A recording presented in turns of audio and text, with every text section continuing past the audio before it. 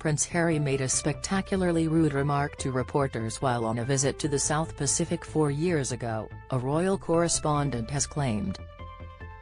The Duke and Duchess of Sussex travelled the region for 16 days, taking in Australia, Fiji, New Zealand and Tonga during the couple's first royal tour in 2018. Valentine Low, royal reporter at The Times, claims during a 5-hour flight from Tonga to Sydney Harry's press team promised the Duke would thank the media for being present. Mr. Low, writing in Courtiers, the hidden power behind the crown, says the Sussexes appeared when the plane landed with Harry sounding rushed, telling reporters, "Thanks for coming." Harry then reportedly said, "Even though you weren't invited."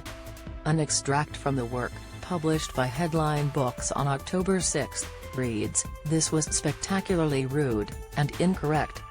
The media had been invited to cover the tour. Prince Harry, Duke of Sussex, attends a press conference at the Merkerspiel Arena." Image, Getty. King Charles III, Prince Harry and Princess Anne arrive at the Queen's committal service. Image, Getty. How well do you know the Queen?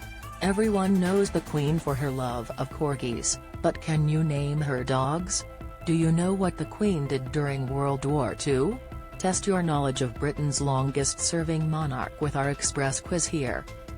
The Duke's staff later told him how badly the comment had been received, to which Harry reportedly replied, "Well, you shouldn't have made me do it."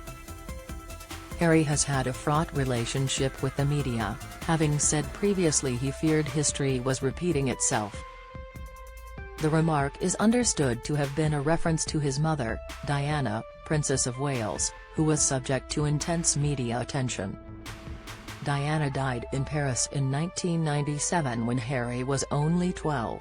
Read about claims Meghan wanted to be rejected by royal family. Harry and Meghan visit Redwood's Tree Walk in Rotorua, New Zealand. Image, Getty. Harry and Meghan visit an exhibition of Tongan handicrafts during the South Pacific tour. Image, Getty. The limousine she was traveling in crashed as it sped away from chasing paparazzi photographers. The Duke of Sussex has said, "I lost my mother and now I watch my wife falling victim to the same powerful forces.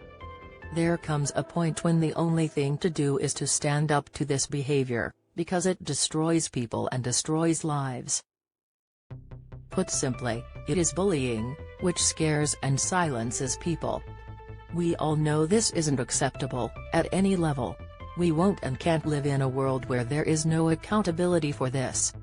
Don't miss, Putin fires another general as tensions with Russian military continue, revealed. Harry taken aback when aides knew Meghan earrings' origin, author says. Latest, Prince Harry urged to withdraw book or face UK exile with Meghan. Report, The Line of Succession. Image, Express. Trending. Harry said in a broadcast interview while on military service in Afghanistan in 2012, "If there is a story and something's been written about me, I want to know what's been said, but all it does is upset me and anger me."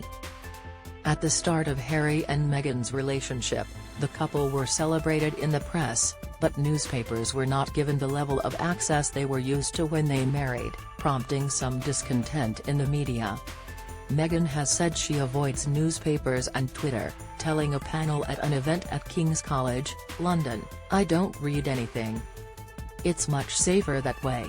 Close friends of the Duchess also broke their silence to say Meghan had suffered lies, untruths and global bullying. Harry and Meghan on a walkabout outside Windsor Castle. Image, Getty. Harry has also criticized social media, saying 2 years ago that it stokes a crisis of hate. He urged companies at that time to reconsider advertising on digital platforms. In an op-ed for business magazine Fast Company, Harry said he and Meghan had spent time speaking to business leaders and marketing executives over the issue. He wrote, "Companies like yours have the chance to reconsider your role in funding and supporting online platforms that have contributed to, stoked, and created the conditions for a crisis of hate, a crisis of health, and a crisis of truth."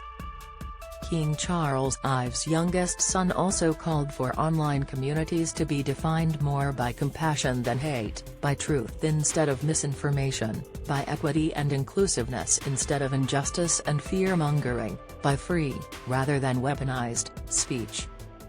The Duke and Duchess of Sussex have been approached for comment.